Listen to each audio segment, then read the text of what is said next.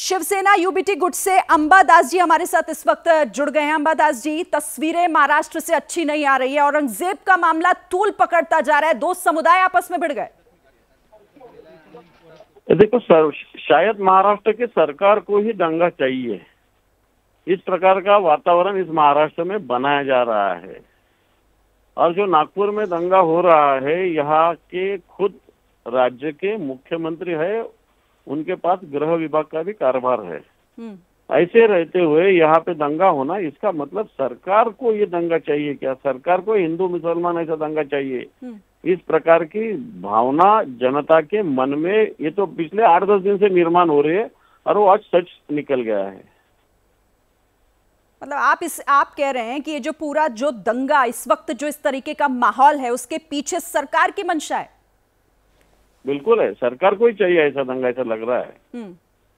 ठीक है अंबादास जी, शुक्रिया फिलहाल इस जानकारी के लिए और हमारे साथ जुड़ने के लिए। तो देखिए तस्वीरें, अब इस मामले पर और सियासत बढ़ेगी इन तस्वीरों के सामने आने के बाद। त्यांच्या कोणाकोणाचे काय रोल होता आणि कशासाठी, कारण सकाळी ज्यावेळेस बाहेरचे म्हणजे कुठले नेमके इथलेच शहरामधलेच दुसरे भागाचे लोक आहेत जे आतापर्यंत आमच्या समोर आलेले आहे। असे कोणी इतर डिस्ट्रिक्ट वरून आलेले असं काही दिसलेलं नाही। मोठ्या प्रमाणात दगड आहे, त्यामुळे नियोजनबद्ध पद्धतीने काही जमा केले दगड दिवसभरात आणि कारण दिसतंय तसं चित्र। आता आपण जर बघितलं इथे एक काम चालू होता, इथे विटाचे ढेर आहे आणि कंस्ट्रक्शन चालू होता। रजत, अगर आप हिंदी में सवाल कर सके और बता पाए पुलिस क्या इस वक्त बता पा रही है? जमा करून आलेले, कारण यावेळेस FIR इथे दाखल झालेली आहे। त्याच्यानंतर त्यांचे डेलिगेशन आला होता, त्यांना तेही मला भेटले होते, त्याच्यावर आम्ही व्यवस्थितपणे कारवाई केलेली आहे।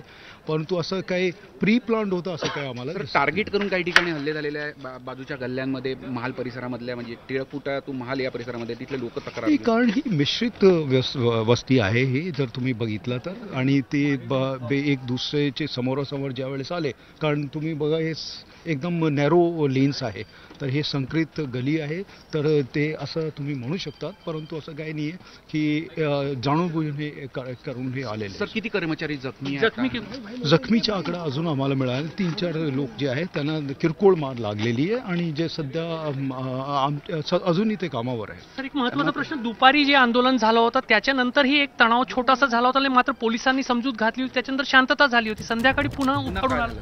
कारण हे जे काही लोक जे जमा झाले होते नमाजसाठी, जे परत जमा झाले इथे नमाज नंतर, आणि काही जे समोरचे हिंदू लोक आहेत तेही तिथे होते, कारण भरपूर गर्दी इथे असतात। आणि ते असं मी ज्यावेळी मला सांगण्यात आलेलं आहे की समोर आले ते वेगवेगळे म्हणजे डिस्टन्सवर होते, परंतु समोरासमोर होते, तर ते असं एक आम्हाला दिसतंय। आणि ती पुढची मी सर्वांना आवाहन करतोय की पोलीस आहे, हजर आहे, आणि कोणीही कायदा हातात घेऊ नये। ज्यांनी घेतलंय त्याच्यावर आम्ही कारवाई करतोय।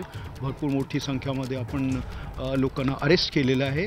आणि तसेच कोणी अफवावर विश्वास ठेवू नये।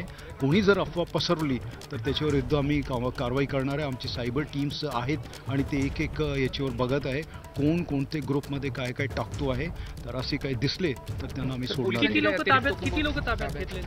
ताब्यात जवळपास आत्तापर्यंत जे माझ्याकडे आकडा आहे ते 10 ते 15 लोक आहे। परंतु जे अजून किती झालेले ते सध्या मी सांगू नाही शकणार, परंतु ती कारवाई सध्या चालू आहे।